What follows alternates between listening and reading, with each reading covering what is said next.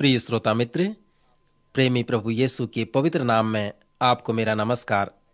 श्रोता, कहिए आप कैसे हैं? सब कुशल तो है? आशा करता हूँ वेद पाठशाला कार्यक्रम से आप आत्मिक लाभ प्राप्त कर रहे होंगे। इन दिनों में हम पवित्र शास्त्र के सर्वेक्षण में व्यवस्था विवरण तक आ पहुँचे हैं और मूसा द्वारा दिए गए संदेशों के संग्रहों पर अपना ध्यान केंद्रित कर रहे हैं। हाँ मित्र, जब परमेश्वर के लोग कनान देश में प्रवेश करने ही वाले थे, तब मूसा ने इन्हें प्रचार किया था। 40 वर्ष जंगल में घूमने के पश्चात अंत में वे यह निर्णय किए कि हम यर्दन पार जाएंगे और कनान देश में प्रवेश करके वहां के अधिकारी बन जाएंगे। सो अंत में मूसा ने जो महान संदेश उन्हें दिया, वो व्यवस्था विवरण में लिखे गए हैं। पिछले अध्ययन में हमने मूसा द्वारा दिए गए संदेश से परमेश्वर के अनुग्रह के विषय में सीखा था, जो व्यवस्था विवरण के 9वें अध्याय के प्रथम 6 पद में पाया जाता है। फिर वह संदेश इस पुस्तक के 10वें अध्याय में होकर चलता है, जिसमें परमेश्वर के अनुग्रह के प्रति हमारा प्रत्युत्तर है।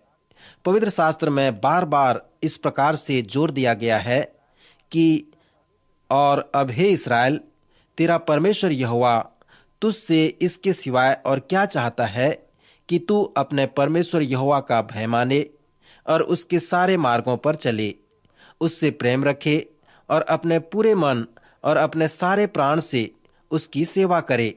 और यहोवा की जो जो आज्ञा और विधि मैं आज तुझे सुनाता हूँ, उनको ग्रहण करे, जिससे तेरा भला हो। सुन, स्वर्ग और सबसे ऊंचे स्वर्ग भी और पृथ्वी और उसमें जो कुछ भी है, वह सब तेरे परमेश्वर यहोवा ही का है। तो भी यहोवा ने तेरे पूर्वजों से स्नेह और प्रेम रखा है और उनके बाद तुम लोगों को, जो उनकी संतान हो, सर्व देशों के लोगों के मध्य में से चुन लिया है, जैसा कि आज के दिन प्रकट है। इसलिए अपने हृदय का खतना करो और आगे को हठीले न हो। श्रोता, यहाँ पर जिस बात पर जोर दिया गया है, वह यह है कि कैसे तुम परमेश्वर के अनुग्रह का प्रत्युत्तर दोगे। परमेश्वर के अनुग्रह का मतलब परमेश्वर तुमसे प्रेम करता है, और वह तुम्हें इसलिए प्रेम नहीं रखता कि तुम अच्छे हो। तुम अच्छे नहीं हो। परमेश्वर का प्रेम प्रतिबंधित या सीमित नहीं है। परमेश्वर के प्रेम के विषय में तुम कह सकते हो कि परमेश्वर मुझे हर तरह से प्रेम रखता है। यह ठीक है, परंतु क्या आप उसी तरह से लोगों से प्रेम रखते हो? नहीं रखते। इसलिए आपका प्रेम सीमित है। हमारे घर के एक कमरे में एक तख्ते पर लिखा है, हर परिस्थिति में परमेश्वर आपसे प्रेम रखता है। इसमें पहली बात, जब मेरे बच्चे घर आते हैं तो वो उसे देखें और पढ़ें कि परमेश्वर उन्हें उनके प्रत्येक परिस्थिति में प्रेम करता है। फिर घर के बड़े कमरे में एक और छोटा तख्ता है, जिसमें लिखा है, मैं तुझे हर परिस्थिति में प्रेम रखता हूँ। मैं चाहता हूँ कि मेरे बच्चे उन दोनों सच्चाइयों को समझें जब वे घर आते हैं। कोई बात नहीं कब और कैसे वे घर में आते हैं, और उस सत्य को पढ़ें कि परमेश्वर किसी भी परिस्थिति में उनसे प्रेम रखता है। मित्र, अनुग्रह शब्द का अर्थ यही है। परमेश्वर का प्रेम सीमित और प्रतिबंधित नहीं है। यह आपके कार्य करने पर भी आधारित नहीं है। अनुग्रह शब्द दोधारी तलवार के समान है, जो दोनों तरफ से काटता है। सर्वप्रथम यह कहता है कि परमेश्वर का प्रेम और परमेश्वर की आशीष मेरे ऊपर मेरे कार्यों के आधार पे आधारित नहीं है। हम अपने कार्यों के द्वारा परमेश्वर के प्रेम व आशीषों को नहीं जान सकते, परंतु जब हम अनुग्रह शब्द को समझते हैं तो हम किसी प्रकार का असुरक्षा अनुभव नहीं करेंगे और न ही हमें किसी प्रकार का भय होगा, क्योंकि परमेश्वर अपने अनुग्रह के द्वारा हर परिस्थिति में हमसे प्रेम रखेगा और हमें आशीष देगा। सो मित्र, अनुग्रह शब्द के संदेश का आधा भाग यही है। दूसरा आधा भाग जो अनुग्रह के विषय में हम देखते हैं, वो है कि परमेश्वर मुझे इसलिए आशीष देता है कि मैं अच्छा हूँ, और परमेश्वर मुझे फेंक नहीं देता कि मैं बुरा हूँ, परंतु परमेश्वर मुझसे प्रेम रखता है। प्रभु यीशु मसीह मुझसे प्रेम रखता है। जब मैं बुराई करता हूँ, तो यद्यपि यह बुराई प्रभु को दुखी करता है, परंतु फिर भी वो मुझसे प्रीति रखता है। श्रोता मित्र, पवित्र शास्त्र का संदेश यही है। आज आप इसका कैसे प्रत्युत्तर देना चाहते हैं?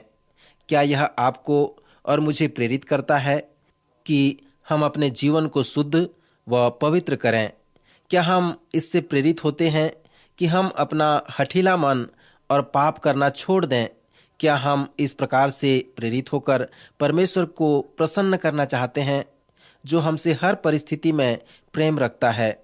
सो मित्र, इस प्रकार से हम प्रेरित हों कि हम अपने जीवन को शुद्ध व पवित्र बना सकें, उसकी आराधना उपासना करें, ताकि परमेश्वर हमारे जीवन से दुखी न हो परंतु प्रसन्न हो। परमेश्वर का अनुग्रह और हमारे उद्धार के विषय हमें बताने के बाद पौलुस प्रेरित 2 कुरिन्थी 6वां अध्याय पहले पद में कहता है कि मैं तुमसे विनती करता हूं कि परमेश्वर का अनुग्रह जो तुम पर हुआ है उसे व्यर्थ रहने न दो। परमेश्वर ने अपनी आज्ञा में मूसा के द्वारा हमसे कहा है कि वह नियम, उद्देश्य और योजना का परमेश्वर है। यदि कोई उसका नाम व्यर्थ लेता है तो वह पाप करता है और परमेश्वर उसे दोषी ठहराता है। सो जब हम परमेश्वर की आराधना, उपासना और उसकी महिमा करते हैं, उसके नाम की और उसके वचन की चर्चा करते हैं, तभी हम उसका नाम लें। व्यर्थ में यहोवा का नाम लेने से वचन बताता है कि हम पाप करते हैं। उसी प्रकार जब परमेश्वर का अनुग्रह हम पर हुआ है, उसे हम व्यर्थ न रहने दें। मित्र, थोड़ा विचार करें।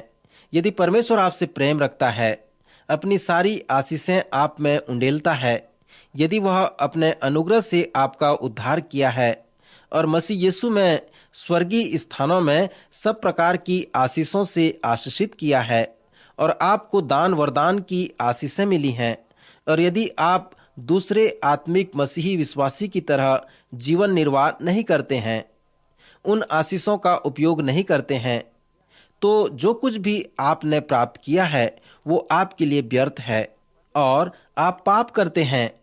परमेश्वर आपको दोषी ठहराता है। सो इस प्रकार व्यवस्था विवरण के 10वें अध्याय में हम एक बड़े प्रोत्साहन को देख सकते हैं कि परमेश्वर के अनुग्रह को नहीं प्राप्त करना व्यर्थ है। यदि हम परमेश्वर को प्रथम स्थान देते हुए उससे संबंध बनाते हैं, अपना समर्पण उसके हाथ कर देते हैं और बाद में मन फेर लेते हैं, उससे संबंध तोड़ देते हैं, तो हम गंभीर पाप करते हैं। जब हम न्यायों की पुस्तक में आएंगे, तब हम इसके विषय में देखेंगे कि इसका परिणाम हमेशा विस्मयकारी होता है।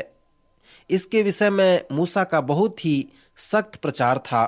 वो कहता है, यदि तेरा सगा भाई व तेरा बेटा व बेटी व तेरी पत्नी या तेरा कोई मित्र निराले में तुझको यह कहकर फुसलाने लगे कि आओ हम दूसरे देवताओं की उपासना व पूजा करें, जिन्हें न तो तू और तेरा पुरखा जानते हैं, तो तू उसकी न मानना और न तो उसकी बात सुनना और न उस पर तरस खाना और न कोमलता दिखाना, उसको अवश्य घात करना, उसको ऐसा पथरवा करना कि वह मर जाए, क्योंकि उसने तुझको तेरे परमेश्वर यहोवा से बहकाने का यत्न किया है।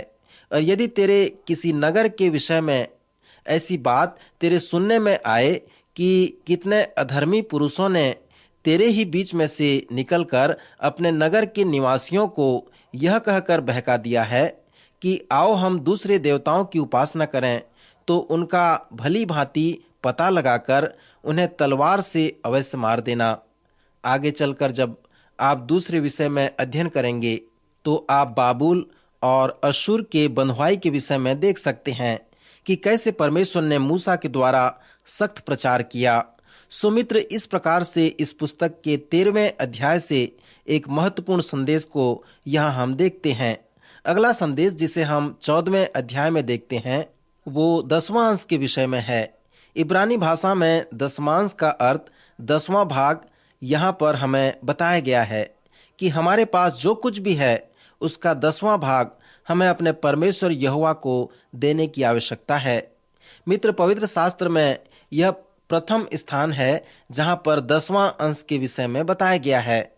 10वां अंश का मुख्य उद्देश्य यह है कि हमें अपने जीवन में प्रथम स्थान परमेश्वर को देना है। परमेश्वर को हमारे आय का 10वें भाग की आवश्यकता नहीं है।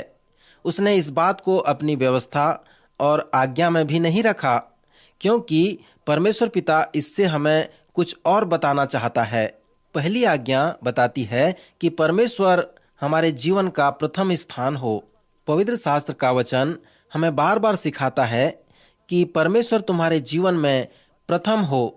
और मित्र, यही एक महत्वपूर्ण बात है जिसे परमेश्वर चाहता है कि हम उसे सीखें। वो हमें कैसे सिखाता है कि हम उसे प्रथम स्थान दे सकें। उसने एक उपाय बताया है कि हम अपने समर्पण का मूल्यांकन करें, उसे तौल कर देखें। वह जानता है कि हमारे जीवन में वो प्रथम स्थान है या नहीं है, परंतु हम नहीं जान पाते हैं। इसलिए उसने 10वां अंश देने के विषय में हमें सिखाया है कि हम दें, और यह भी स्मरण रखें कि क्या मैंने परमेश्वर को अपने जीवन में प्रथम स्थान दिया है या नहीं दिया है। श्रोता, आप इस बात को स्मरण रखें कि परमेश्वर को हमारे 10वें अंश की आवश्यकता नहीं है, परंतु वो चाहता है कि हम अपने जीवन में उसे प्रथम स्थान दें। जब वे लोग कनान में प्रवेश किए तो प्रथम शहर जिसे उन्होंने अपने अधिकार में लिया वो था यरीहो। यरीहो का सारा आय परमेश्वर के पास जाना था, क्योंकि वही वो शहर था जिसे वे लोग अपने अधिकार में लिया था। हम जो कुछ भी प्रथम कमाते हैं या प्रथम अर्जित करते हैं, उस प्रथम वस्तु को परमेश्वर की आवश्यकता है। फिर उसे हमारे एक ही 10वें अंश की आवश्यकता नहीं है, परंतु उसे हमारे प्रथम 10 दशमांश की आवश्यकता है। पुराने नियम में हमें बताया गया है कि वे दान देते थे और उनका दान उनके 10वें अंश से बढ़कर होता था। वो 10वां अंश परमेश्वर का होता था। यदि कोई उससे खर्च करता था तो वह परमेश्वर का चोरी करता था। दान के साथ साथ वे बलिदान भी चढ़ाते थे। दान और दशमांश से बढ़कर उनका बलिदान होता था। व्यवस्था विवरण के 17वें अध्याय में भविष्यवाणी और आदेश के विषय में संदेश दिया गया है। मूसा जो एक भविष्यवक्ता था और भविष्यवक्ता होने के नाते उसने 2 कार्य किए, अर्थात पहले से वह भविष्यवाणी करता था और परमेश्वर के वचन को लोगों के सामने रखता था। बहुत सारे समय जब वह परमेश्वर के वचन का प्रचार करता था, तब वह उसका आत्मिक अर्थ नहीं बताता था, परंतु कभी-कभी वह प्रचार करके उसके आत्मिक अर्थ को बताता था और भविष्यवाणी किया करता था। 17वें अध्याय में मूसा दोनों प्रकार का प्रचार किया करता था। अभी तक इन लोगों का कोई राजा नहीं था, परंतु मूसा ने उन्हें कहा, जब तुम उस देश में पहुंचोगे और उसे अपने अधिकार में कर लोगे, तब तुम यह निर्णय करोगे कि हमें एक राजा की आवश्यकता है। श्रोता, मैं नहीं सोचता कि परमेश्वर चाहता था कि उनका एक राजा हो, परंतु मूसा ने भविष्यवाणी की कि तुम अपने बीच में एक राजा होना पसंद करोगे और परमेश्वर तुम्हें एक राजा देगा। और जब ऐसा होगा और जब तुम उसे राजमुकुट पहनाओगे, तो यहाँ पर कुछ निर्देश है जिन्हें आप उस पर लागू कर सकते हो। जब वह राजा चुन लिया जाए और राजगद्दी पर विराजमान हो, तब इस व्यवस्था की पुस्तक जो लेवी याजकों के पास रहेगी, उसकी एक नकल अपने लिए कर ले और वह उसे अपने पास रख ले और अपने जीवन भर उसे पढ़ा करे, जिससे वह अपने परमेश्वर यहोवा का भय माने और इस व्यवस्था और इन विधियों की सारी बातों के मानने में चौकसी करना सीखे, जिससे वह अपने मन में घमंड करके अपने भाइयों को तुच्छ न जाने और इन आज्ञाओं से वह न तो दाहिने मुड़े और न बाएं, जिससे कि वह और उसके वंश के लोग इस्राएलियों के मध्य बहुत दिन तक राज्य करते रहें। इस्राएलियों का जो पहला अच्छा राजा था वह दाऊद था। भजन संहिता में दाऊद ने हमें धन्य पुरुष या आशीषित पुरुष के रूपरेखा के विषय में बताया है। उसने कहा है, धन्य पुरुष अर्थात वह पुरुष जिसने परमेश्वर द्वारा आशीषें प्राप्त की हैं। वह संयोगवश या आकस्मिक रूप से आशीषित नहीं हुआ है, परंतु वह इसलिए आशीषित हुआ है क्योंकि वह एक विश्वासी है। उसने परमेश्वर के वचन पर विश्वास किया है। फिर उसने परमेश्वर के वचन को यूं ही विश्वास नहीं किया, परंतु उसने उस वचन से प्रेम रखा, उससे वह प्रसन्न रहा और वह उस पर रात दिन ध्यान करता रहा। इसी कारण वह उस वृक्ष के समान है जो बहती नालियों के किनारे लगाया गया है, और इसलिए परमेश्वर ने उसे आशीषित किया है। मित्र, दाऊद ने यह जानकारी कहां से प्राप्त की? मैं विश्वास करता हूं कि दाऊद स्वयं एक आशीषित पुरुष था। मैं यह भी विश्वास करता हूं कि वह परमेश्वर के वचन से प्रेम रखता था और उस पर रात दिन ध्यान किया करता था। और वह इसलिए करता था क्योंकि मूसा ने यह व्यवस्था बनाया था कि जब उनका राजा होगा, जब वह राजगद्दी पर विराजमान होगा, तब वह इसी व्यवस्था की पुस्तक को वह अपने हाथों से लिखकर उतार ले, उसे जीवन भर पढ़ता रहे, अर्थात उस पर रात दिन ध्यान करता रहे और उसके अनुसार अपना जीवन बिताता रहे। और राजा दाऊद भी ऐसा करता रहा। फिर अध्याय 18 में गुप्त विद्या और तंत्र मंत्र के विषय में एक खराई का संदेश है। परमेश्वर इस प्रकार के विद्या, भाग्य, किस्मत और अनेक प्रकार के घृणित कार्यों के पक्ष में नहीं है। संदेश में कहा गया है कि इस्राएलियों में कोई ऐसा न हो जो अपने बेटे व बेटी को आग में होम करके चढ़ाने वाला, व भावी कहने वाला, व शुभ अशुभ मुहूर्तों का मानने वाला, व टोन्हा, व तांत्रिक, व बाजीगर, व ओझों से पूछने वाला, व भूत साधने वाला, व भूतों का जगाने वाला हो। क्योंकि जितने ऐसा ऐसा काम करते हैं वे सब यहोवा के सन्मुख घृणित हैं, और इन्हीं घृणित कामों के कारण तेरा परमेश्वर यहोवा उनको तेरे सामने से निकालने पर है। तू अपने परमेश्वर यहोवा के सम्मुख सिद्ध बना रहना। तुझको तेरा परमेश्वर यहोवा ने ऐसा करने को अनुमति नहीं दी है। किसी ने कहा है कि स्वर्ग और पृथ्वी के बीच बहुत सारी ऐसी बातें हैं जिसे मनुष्य ने सपने में भी नहीं देखा। मित्र, स्मरण रहे कि पवित्र शास्त्र कभी भी नहीं कहता कि इसमें सच्चाई नहीं है।